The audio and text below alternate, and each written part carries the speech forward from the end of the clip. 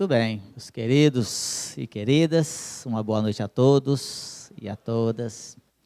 É sempre uma alegria e um prazer muito grande receber cada um de vocês aqui nessa casa abençoada, nessa casa iluminada, para mais essa noite de estudo, para essa noite de aprendizado. Quero também aproveitar para cumprimentar os internautas, né, que também estão agora sempre nos assistindo.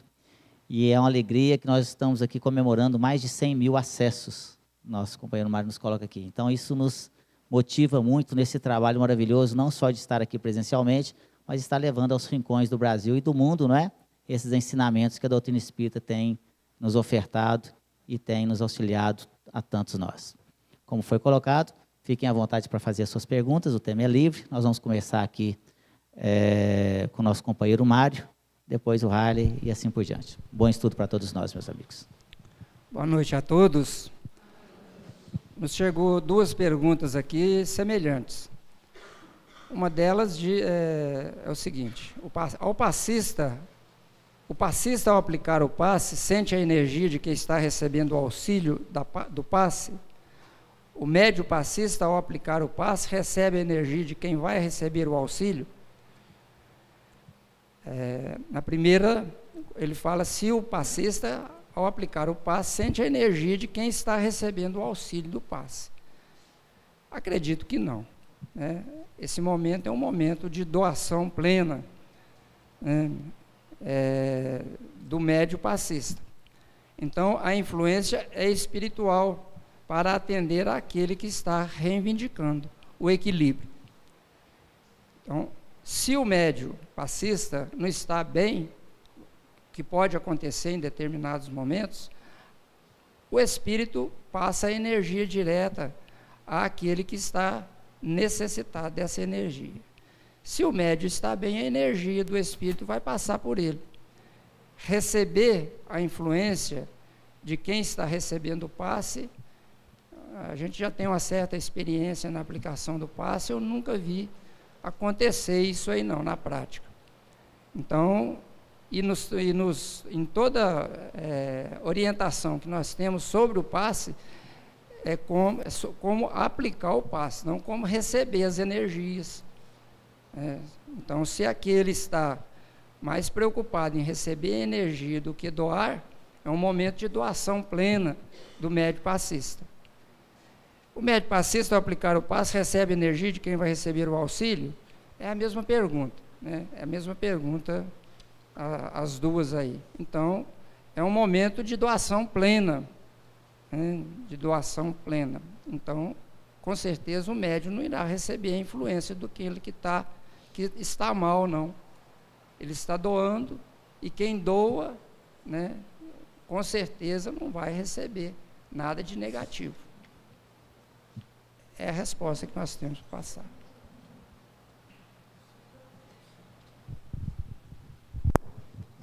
Boa noite, os companheiros. Nessa sala de aula maravilhosa, né? Isso aqui é oportunidade muito importante para todos nós, porque, na realidade, mesmo nós que estamos sentados aqui, não significa que nós sabemos mais que vocês, né? Apenas estamos aqui tentando aprender também, porque o aprendizado nunca tem fim, né? Ele significa que às vezes a gente tem um pouquinho mais de tempo que está mexendo com o assunto, então já está pelo menos com uma certa condição de responder, mas não tudo, não significa que sabemos tudo, somos aprendizes. Bom, a pergunta: acontece comigo e outras pessoas já me relataram também que bocejam muito quando estão em algum ambiente mais espiritualizado. Há alguma explicação ou é coincidência? Bom, experiência de quase 40 anos dentro da área. A questão é o seguinte: quando nós estamos na rotina do dia a dia, você chega num lugar tranquilo, calmo, sereno, onde as luzes estão mortiças, né? mais para o lado suave, né? Sem aquela agressão da luz mais forte, o próprio corpo começa a relaxar e automaticamente o que acontece? A pessoa boceja. Às vezes é um rearranjo, vamos dizer, orgânico, para readaptar aquele ambiente. Não significa que seja, a maioria dos casos, alguma presença vibratória que a pessoa está registrando ali. Agora tem uma coisa interessante, se eu bocejar aqui, eu garanto que muita gente vai começar a bocejar. Parece que o negócio cola, sugestiona, é a mesma coisa. Mas estando num ambiente tranquilo, calmo, o corpo às vezes faz isso para relaxar, é uma forma de relaxar. Bocejar é relaxar também, não significa que seja algo espiritual. Pode ser também, mas para mim é praticamente uma questão orgânica, sim. Muito bem, meus queridos. Pergunta interessante que nos chega. As condições fundamentais para obter a cura são somente o merecimento e a fé do paciente? Olha só. Primeiro nós temos que entender muitas vezes o que nós entendemos por cura. Nós estamos falando aqui da cura física ou da cura espiritual? Porque o que permanece eternamente, né, e na imortalidade é o espírito. Muitas vezes nós passamos por situações difíceis no nosso corpo físico, com doenças às vezes até terríveis, né? Mas que na verdade são a oportunidade maravilhosa de nós curarmos o espírito. Onde o nosso corpo nada mais é, né, do que uma oportunidade ali de um mata-borrão, como se, né, podemos falar assim, onde a doença sai de dentro para fora. Mas vemos casos, sim, em que também o corpo físico é curado. Mas não, por que não acontece com todos? Eu tenho fé, eu acredito, não é? E às vezes a pessoa não é curada.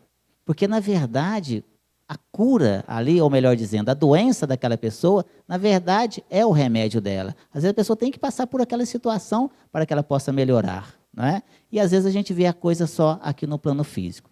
Mas nós vamos ver várias situações em que a fé e o merecimento da pessoa, e ela já estava naquela situação já de melhorar, né? Já ter essa condição, ela pode sim receber essa cura. E a gente vai ver nos ensinamentos de Jesus, o caso, por exemplo, da mulher, né, hemorroísta, que estava lá numa situação difícil. Jesus ali andando no meio daquela multidão de pessoas, e todo mundo, aquela confusão, né?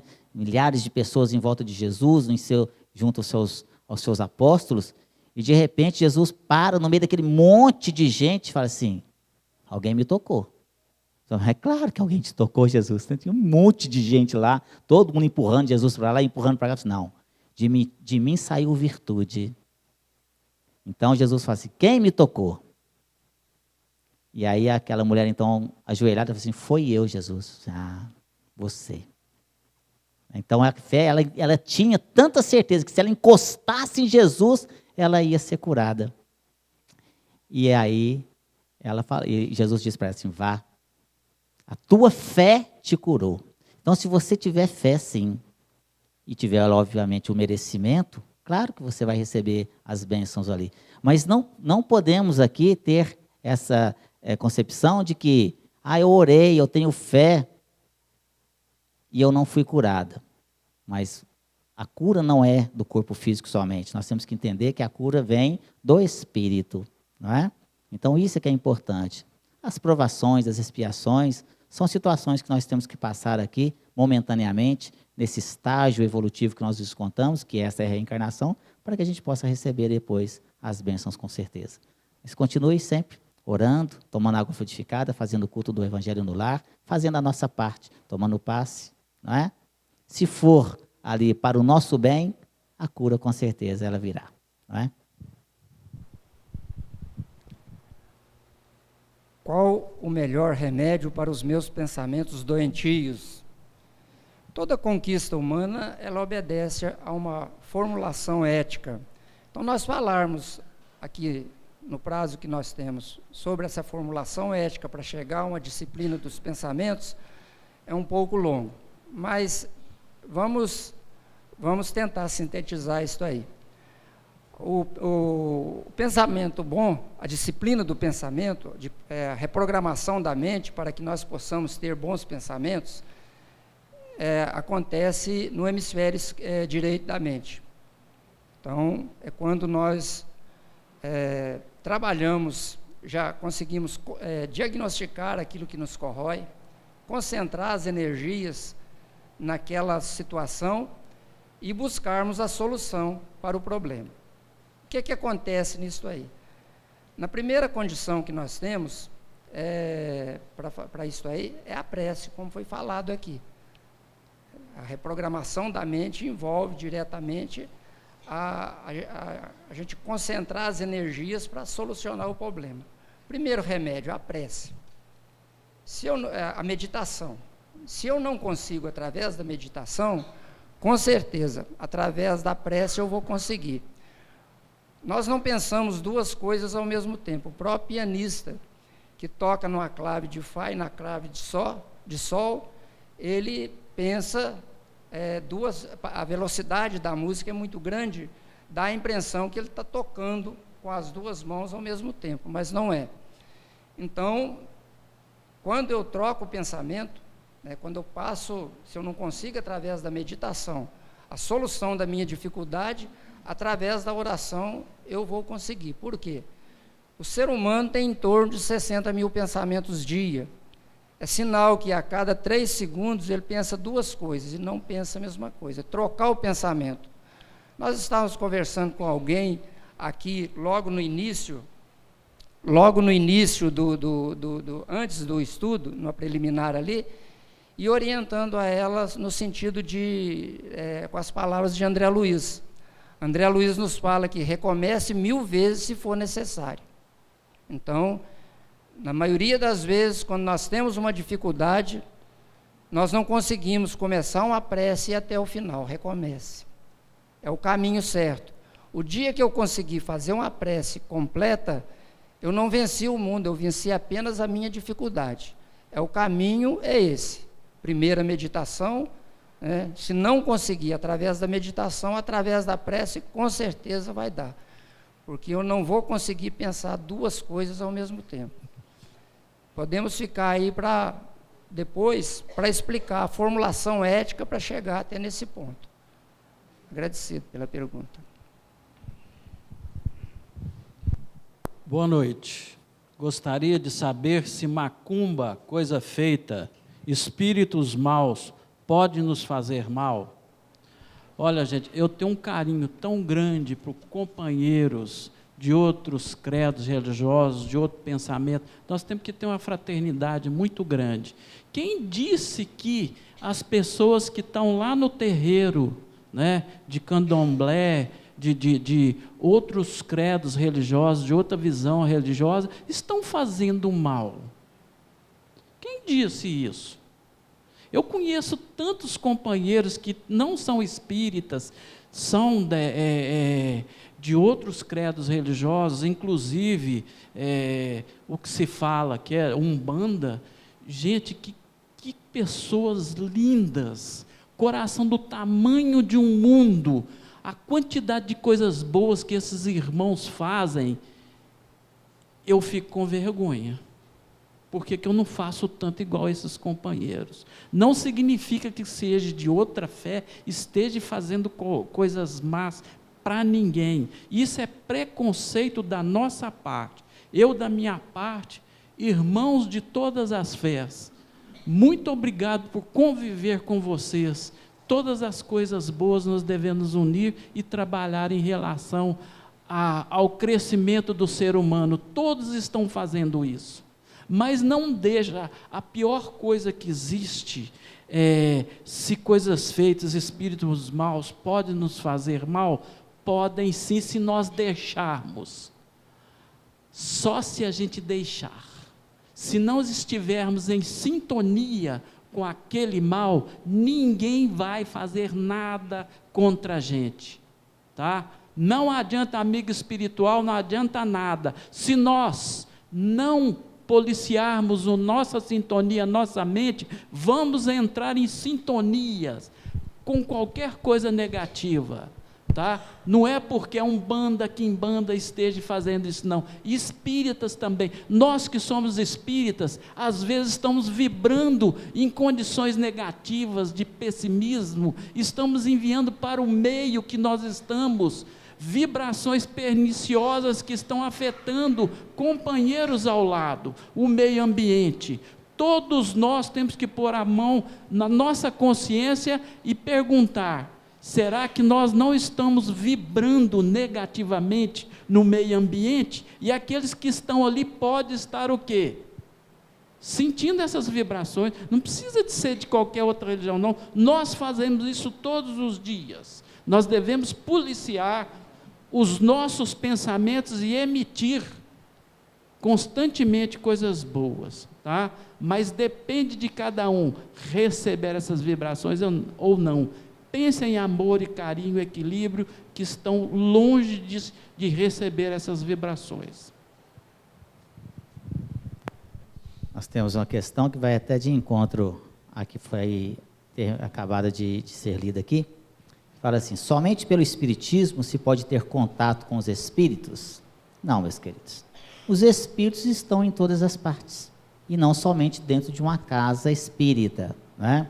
Muitas pessoas confundem realmente espiritismo com outras práticas espiritualistas, né? Mas nós temos espíritos dentro das igrejas católicas, dentro das igrejas protestantes, né, que são os evangélicos, dentro dos terreiros de Umbanda, de Candomblé, de Quimbanda, né?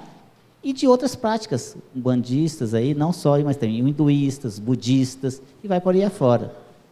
O contato com os espíritos não é uma prerrogativa do espírita. E aí tem muita gente que ainda confunde, né? Você é espírita kardecista? Não existe espírita kardecista, existe espírita. E existe outros irmãos de outras denominações religiosas, né? A alcunha aqui de espírita foi aqui criada por Allan Kardec para designar aqui o seguidor da doutrina codificada por ele, que é a doutrina espírita. Então, quando às vezes você vai em algum lugar, né, que as pessoas vão, aí eu vou lá assim, Centro Espírita Terreiro do... Não, não existe, não. Ele é um praticante da Umbanda, e como bem colocou aqui pelo Halley, irmãos nossos que às vezes fazem trabalhos muito bonitos, né? Tem as suas práticas ritualísticas, que nós espíritas entendemos não ser necessária, né? Você não vai chegar num centro espírita e vai ver roda, nem dança, nem tambor, nada disso. A gente respeita os nossos irmãos que fazem essas práticas, mas nós entendemos que não há necessidade, mas temos que respeitar ali, e que fazem trabalhos também de caridade muito bonitos. É fato que tem alguns lugares, ou alguns médiuns, que utilizam da sua faculdade mediúnica para fazer os trabalhos aqui direcionados à maldade. Tem sim, não é? Que são as pessoas que não estão ligadas a Jesus. São pessoas que apenas utilizam da faculdade mediúnica em benefício próprio. Coitado destes, não é? Porque Jesus já nos ensinou: dai de graça o que de graça recebestes. E a mediunidade não é dela, a mediunidade foi-lhe ofertada. E às vezes a gente vê, né, nos postes, vê em cartazes, vê em banners, ali, faço, né, médios desequilibrados que oferecem esse tipo de ação, esse tipo de trabalho. Faço e desfaço trabalho, né? Trago seu marido de volta em 3 luas, né? Pago isso aqui, pra você, né? Se você vier aqui pagar, no outro dia você já, vamos arrumar um emprego para você. E vendem a sua mediunidade. Existe essas situações? Existe porque ele está ligado a entidades que se afinizam com ele, como o Halley falou, tudo é uma questão de afinidade, tudo é uma questão de sintonia.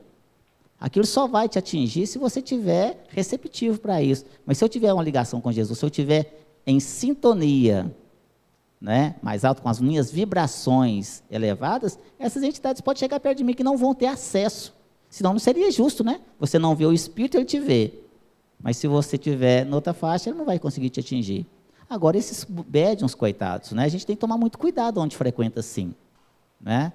Porque às vezes a pessoa vai chegar e está lá, e eles fazem, se ligam a entidades trevosas e fazem trocas. Né? Troca ali a troco de bebida, a troco de fumo, a troco disso, a troco daquilo, e não importa ali o que a pessoa está pedindo, ele vai fazer, porque é como se fosse um trabalho mesmo, remunerado. Como, eu estou te contratando para você fazer isso, estou te contratando para ser um vendedor, estou te contratando para capinar um lote.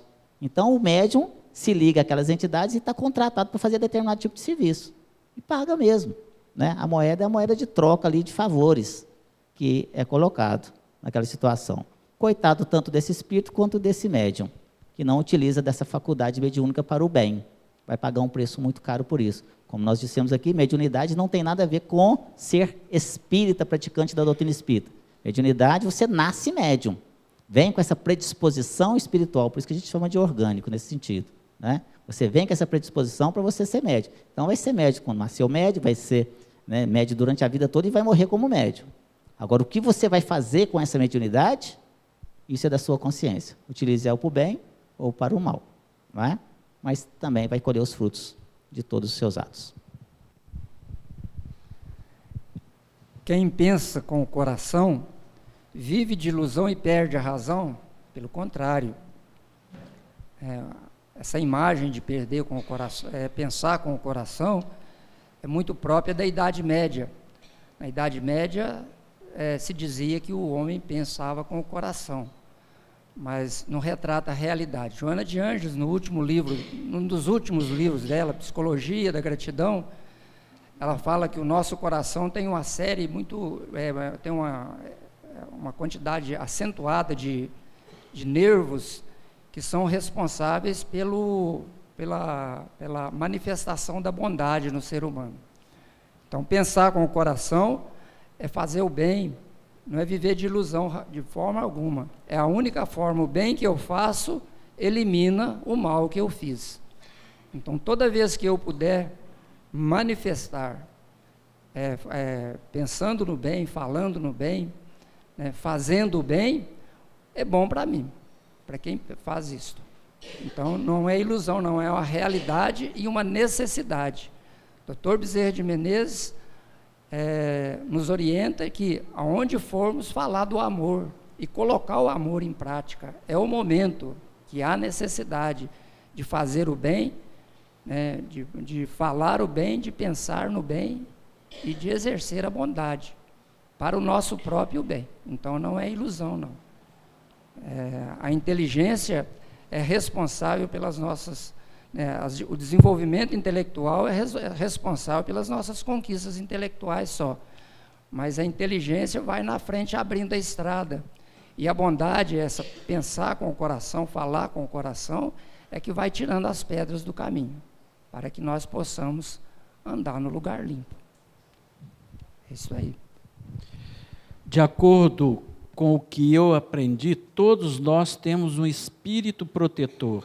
A minha dúvida é quando tem algum espírito obsessor nos acompanhando, nos fazendo mal. Onde está o nosso anjo da guarda neste momento? Eu gostaria de responder essa pergunta em partes. Primeiro, de acordo com o que eu aprendi, todos nós temos um espírito protetor, sem dúvida. Nós também somos espíritos protetores. Exemplo, nós pais, nós protegemos quem? Somos espíritos encarnados, protetores dos nossos filhos. Tá?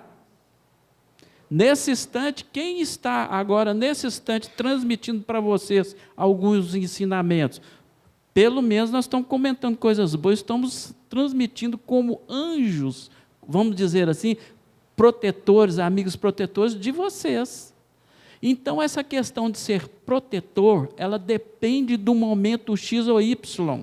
Tem há espíritos que são designados realmente para acompanhar pessoas durante o encarne, né? Estão encarnadas, eles ficam no plano espiritual protegendo, mas não pensem que ele vai ficar o tempo integral junto com as pessoas. Ele tem seus afazeres, eles têm as coisas para trabalhar. Nos momentos difíceis, eles estarão junto, nos intuindo. Então, amigo espiritual, protetor, guia, ou que quiser dar o nome, nós temos sim, mas não estão à disposição nossa a qualquer instante, nos acompanhando assim, não. Somente nos momentos adequados e difíceis. Nós temos conhecimentos e o professor não faz para nós as lições. Nós que temos que fazer. Ele pode nos trazer o quê? força moral, nos ajudar, dar esclarecimento, mas na hora de passar aquela lição, quem tem que fazer somos nós. Tá? Ele não fica, agora você vai fazer isso. Não, ele tira o livre-arbítrio, se assim for. Ele está ali para nos dar um apoio nos momentos de necessidade. Agora, cabe ao aluno fazer a prova. Tá? E quando tem algum espírito obsessor nos acompanhando, nos fazendo mal, onde está o nosso anjo da guarda? Eu gostaria de falar um pouco sobre o obsessor aqui. Acho necessário que se faça. Gente, tem gente que tem a visão de um obsessor, de uma pessoa totalmente vestida de capa preta, né? Aquele cara raivoso, agressivo. Olha, às vezes vocês me vendo assim, eu posso ser obsessor de qualquer outra pessoa. Ou seja, aquele indivíduo que tolhe a liberdade do outro, que não deixa a pessoa respirar, está ali em cima. Isso é obsessão. Não significa que o indivíduo seja mau, não. Pais, por exemplo, extremamente junto com os filhos, que não deixa, por uma questão de amor não entendido, fica em cima do seu filho, isso é obsessão. Mesmo achando que a coisa é boa, mas ele está prejudicando naquele instante. Ele fica em cima da pessoa, não deixa respirar, mesmo dando amor excessivo. Isso é obsessão.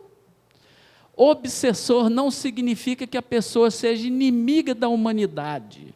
Não é isso. Eu lembro de um caso de obsessor, a gente fazendo o evangelho no lar, ele achando uma beleza a passagem evangélica, comentando, mas quando falava da pessoa que ele estava obsediando, ele falou, não, esse eu não perdoo. Mas Jesus eu conheço, eu gosto dele e gosto de todo mundo. Mas essa pessoa me fez tanto mal que eu não dou conta de perdoá-lo. E o que eu puder fazer de mal em cima dele, eu vou fazer. Mas ele era amigo de todo mundo, só daquela pessoa que não era. Então nós temos que tirar essa visão maléfica, preconceituosa, em cima do que seja obsessor. Aquele indivíduo que ia bater em todo mundo, fazer mal para todo mundo. Não é assim. Não é assim, tá? A minha dúvida é quando tem algum espírito obsessor nos acompanhando, nos fazendo mal, onde está o anjo da guarda? Ele está, às vezes, até perto de você, ou de nós que estamos sendo obsediados. Nós que estamos distante dele, não estamos sintonizados com o amigo protetor, estão sintonizados numa questão tão assim, degradante, desequilibrada, que nós estamos em contato com o obsessor. O que deve fazer? Elevar o tom mental, que vai encontrar ele exatamente o amigo espiritual. Eu lembro de um caso, perdão até os companheiros, mas vou mais um pouquinho. Eu lembro de um caso de uma jovem que estava tão triste que ela estava caminhando para suicidar. E o amigo espiritual fazia de tudo para que ela pudesse entrar na sintonia dele. Chegava, vem minha irmã, vem cá, vamos, entra em sintonia, vem cá. Lembra de Jesus disso? Não conseguia entrar na mente dela para desviar disso aí. Sabe o que aconteceu? Quando ela passou perto de uma casa que vendia discos, CDs, aquela coisa toda, ele intuiu ao vendedor que pusesse uma música que ele sabia que ela gostava. E o que aconteceu? Ela parou naquele instante, estava tocando a música que ela mais gostava. Ela aumentou naquele instante o quê? O tom vibratório, e entrou em contato com quem? Na mesma sintonia do mentor. E havia um cachorrinho que estava sendo abandonado, estava ali na porta de lado. Ele intuiu para que ela desviasse os olhos e colocasse o quê? A visão naquele cachorrinho, precisava de ser adotado. A música tinha batido forte no coração dela. Ela olhou para aquele cachorrinho, ela olhou nos olhos dela. Ela pegou, passou para outra faixa. Tem gente que eu preciso cuidar, então eu não posso suicidar. Tá certo? Foi uma maneira que eles tiveram para poder desviar. Essa pergunta também vai também de encontro aqui ao que foi acabado de ser colocado pelo nosso companheiro Harry. É possível fazer o tratamento, né, no caso aqui o tratamento espiritual, e no final ver que sua vida mudou tudo, ou é apenas refúgio de nossos pensamentos querendo acreditar? Olha só. Quando nós começamos, né, um tratamento espiritual, quando a gente está passando por situações difíceis, é fato que nós estamos sempre, isso é uma coisa natural, estamos rodeados de espíritos de todas as naturezas, desde os nossos bons amigos espirituais, parentes, companheiros, incluindo o nosso amigo espiritual, né? Nosso espírito protetor, denominado aí de anjo da guarda pela Igreja Católica, mas também de outros espíritos que estão ali, né, querendo muitas vezes nos prejudicar. São os chamados obsessores, por muitos, mas que na verdade, como foi muito bem colocado aqui, são irmãos nossos sofredores, necessitados de esclarecimento, necessitados de estudo, necessitados de orientação, mas principalmente necessitando de muito amor, de muito carinho. São irmãos que estão num processo de sofrimento terrível, mas com muito ódio, às vezes, no coração daquele a quem ele prejudicou no passado. O que também nós temos que compreender isso e entender o porquê que nós estamos sendo perseguidos por espíritos, né, da qual muitas vezes as pessoas chegam e dizem, não, vocês têm que me livrar desses obsessores, vocês têm que sumir com esses obsessores daqui. E esquece que ali estão ali irmãos nossos sofredores, que não estão perto de nós por acaso, estão ali por motivos. É claro que não justifica. Jesus veio nos ensinar a lei do amor e do perdão, mas nós temos que entender aqui o porquê que está aquela situação, não é? Então a gente vai ver aqui que os espíritos chamados obsessores, que são na verdade espíritos aqui sofredores, não é? E quando você vai numa casa espírita e você começa um tratamento espiritual, então você começa a trazer entidades ligadas a você, né? Você vem na casa espírita e aqueles espíritos que estão te acompanhando, eles vêm junto com você também naquela reunião. E eles também começam a estudar também junto com você. Né? Ele vem na casa, te acompanhando para onde é que você está vindo, e escuta as palestras, escuta ali, né, a lição do Evangelho, quando você está fazendo o culto do Evangelho no lar, e ele vai aprendendo. Ele vai aprendendo a lidar com aquela situação, e se não perdoa, pelo menos ele começa a ser amenizado ali, aquela situação que ele está passando. Então, por isso que às vezes no final do tratamento, nossa, mas eu estou me sentindo muito bem, porque você tinha uma leva de entidades ligadas a você, né, que te acompanhavam pelos erros do passado, e que naquele momento, por aqui mesmo ficaram, são auxiliados pelos benfeitores espirituais da casa.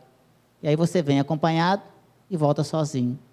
E é assim, você vai fazendo um leve traço, e aquelas entidades acabam recebendo o auxílio necessário. Por isso que as coisas vão melhorando, mas não é por mágica não, é perseverança. É quando a pessoa persevera ali, estudando, e você vai estudando, e você vai aprendendo a lidar com aquelas situações que estão acontecendo com você. Você começa a ter, então, respostas. Eu estou passando por isso, né, por causa disso. Então, a gente vai começando a ter resignação também, e mais fé para passar por aqueles momentos difíceis. Né? Então, você muda, como a Arlen colocou, você muda a sua sintonia, você muda a sua vibração, e você começa a sintonizar com os bons espíritos, recebendo, no caso, as boas intuições. E aquelas entidades que te acompanhavam querendo perseguir, não conseguem mais te atingir, e acabam desistindo e aceitando a ajuda ali que é ofertada pelos bons espíritos. E aí você ajuda todo mundo. Os espíritos que estão sofrendo, que na verdade são os maiores sofredores, e a pessoa que às vezes está passando por situação difícil. Eu estudo e não entendo o que é a vida orgânica. Obrigado. Para a ciência da Terra, a vida orgânica é quando quando há a presença do elemento químico carbono na matéria. Então, toda a matéria se torna orgânica com a presença do carbono, do elemento químico carbono. Para a ciência espiritual, há 3 forças que regem o universo. A força material, né, a matéria, o princípio vital, o princípio físico, o princípio vital e o princípio inteligente. Então, o princípio físico só não é nada. O princípio, unindo-se a ele o princípio vital, a matéria torna orgânica. Mas para que tenha vida, há necessidade do princípio de acoplar a eles, esses dois princípios, o princípio inteligente. Então, a matéria se torna orgânica quando une-se a ele o princípio vital. São as três forças que regem o universo: o princípio físico, o princípio vital e o princípio inteligente. Obrigado. Minha pergunta, gostaria muito de saber a respeito de mortes coletivas, como o que houve recentemente com o voo, não é, que aconteceu lá da Espanha, né, para a França, não é isso? O avião caiu, o piloto colocou o avião lá para... Ou seja, ele derrubou o avião, né? Pelo menos é o que se fala. Bom, a questão de morte coletiva. Lembro de Chico Xavier respondendo uma pergunta, essa mesma pergunta, sobre a questão de morte coletiva, e ele até fez referência a um circo que esteve, não sei, acho que no Rio de Janeiro, em Niterói, aonde pegou fogo, como a lona era encerada com parafina, alguém pôs fogo lá e a coisa, no instante, já tinha pegado fogo e envolvido o pessoal, mas morreu muita gente. Depois, o Chico Xavier disse que aquelas pessoas que estavam ali, dentro daquele circo, né, achando que ia, vamos dizer assim, numa diversão, eles foram reunidos espiritualmente naquela prova deles. Por que aconteceu isso? Eles fizeram, o Chico estava contando sobre a questão que aqueles indivíduos eram soldados que invadiam o lugar, matavam gratuitamente, com extrema violência, né, as pessoas que estavam ali, que eles invadiam. Com o tempo, aquelas próprias pessoas, a consciência estava doendo tanto que pediram para passar na mesma situação que eles puseram as pessoas. Aceitaram aquilo ali para passar, para sentir na carne o que fizeram, porque a consciência estava cobrando demais deles. Olha, não há necessidade da pessoa passar por uma questão dessa. Eu lembro que no tempo de Moisés, né, as pessoas conseguiam o reino dos céus através da violência. Ou seja, quando se fala violência, não significa a pessoa aplicar a violência a outras pessoas. Ou seja, para a pessoa conseguir um nível melhor vibracional ou de elevação, a pessoa se punir por causa de uma coisa feita. Não há necessidade do indivíduo que se fez alguma coisa errada, queimou alguma pessoa, vamos dizer, ser queimado por causa disso. Não precisa disso. Jesus veio reverter todo esse processo quando ele disse: o reino dos céus é conquistado pelo quê? Pelo amor. É outra maneira de ver. Meu jugo é leve, suave. O que ele estava falando? Essa multidão de desequilíbrios que nós temos, nós não precisamos nos punir em reencarnações extremamente rigorosas e doloridas. Nós podemos vir, através de uma vida, trazer carinho, amor, beneficiar a coletividade. Não precisamos ser punidos. Quem pune somos nós mesmos. Não há necessidade disso. Aquele que muito tirou a saúde das pessoas, ele pode vir como um médico trazendo o quê? Saúde, paz, harmonia para aquele grupo. Não é necessário que a pessoa venha sentir a pena de talião, dente por dente, olho por olho. Não há necessidade disso. Jesus veio reverter todo esse processo. Tudo que nós fizemos de errado, que a nossa consciência às vezes nos cobra a pena de talião, não precisa passar por isso, olho por olho, dente por dente. faça, venha, dedique ao bem a coletividade, aquilo que destruiu, plante e levante. Não há necessidade de nada disso aí, tá? O amor vence tudo. Jesus é o médico das almas e veio para nos mostrar exatamente a questão do amor, e nós ainda não entendemos isso. O jugo dele é leve e suave. Não precisamos nos punir. Precisamos entender, nos amar e amar aos outros.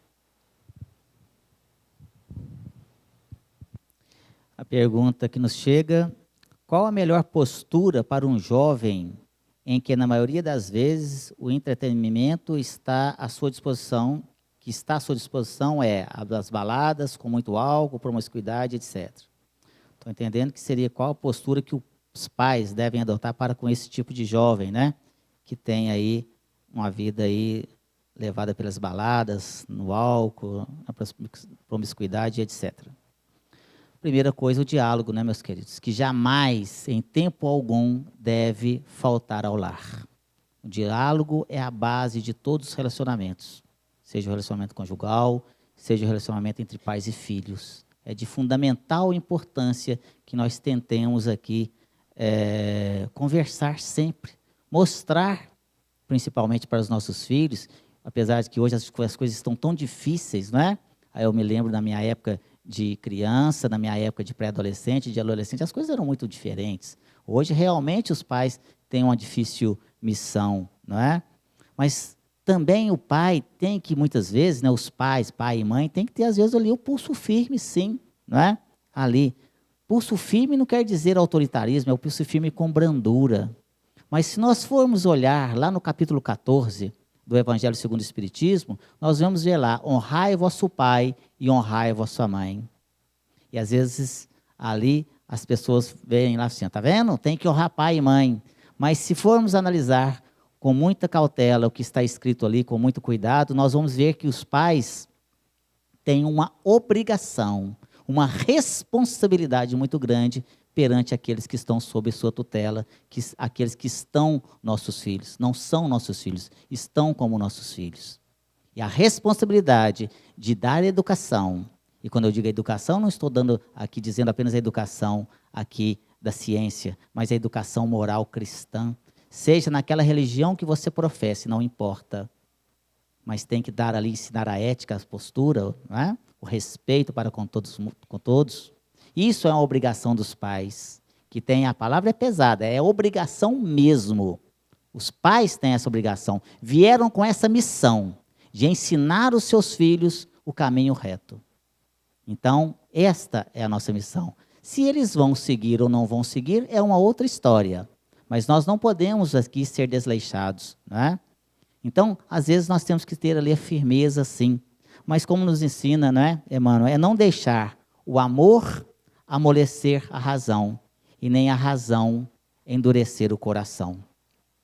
Então, podemos levar aqui os nossos filhos na evangelização infantil, na mocidade, onde ele vai estar ali junto com jovens da mesma idade, tendo ali os instrutores, enquanto os pais estão na escola de pais, né, as crianças e adolescentes estão com as pessoas da mesma faixa etária, ali tendo o aprendizado. Então, vamos fazer a nossa parte. E seja firme, mas seja também brando, trazendo aquele jovem para dentro do nosso lar. E aí, se de tudo feito não der resultado, nós vamos ficar tristes. Mas uma coisa teremos, a nossa consciência tranquila, de que nós nos esforçamos, que nós fizemos tudo o que foi possível para ensinar o caminho reto aos nossos filhos. Então, não vamos desperdiçar essa oportunidade, meus queridos. Vamos auxiliar. Sinto fortes dores de cabeça. Já me falaram que porque no passado, em outras reencarnações, eu dei um tiro na cabeça. Isso é verdade? Consoladora essa orientação, né? Pessoal, nós estamos aqui na mão com o primeiro livro psicografado por Divaldo Franco, ditado pelo espírito Joana de Ângeles.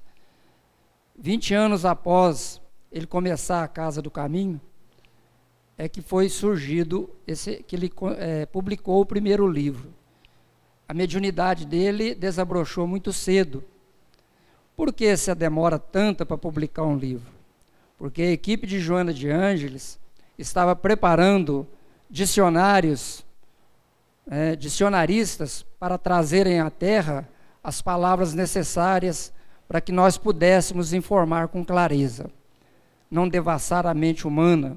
Então ela ia trazer termos técnicos e precisava de dicionários preparados para esclarecer sobre esses termos técnicos.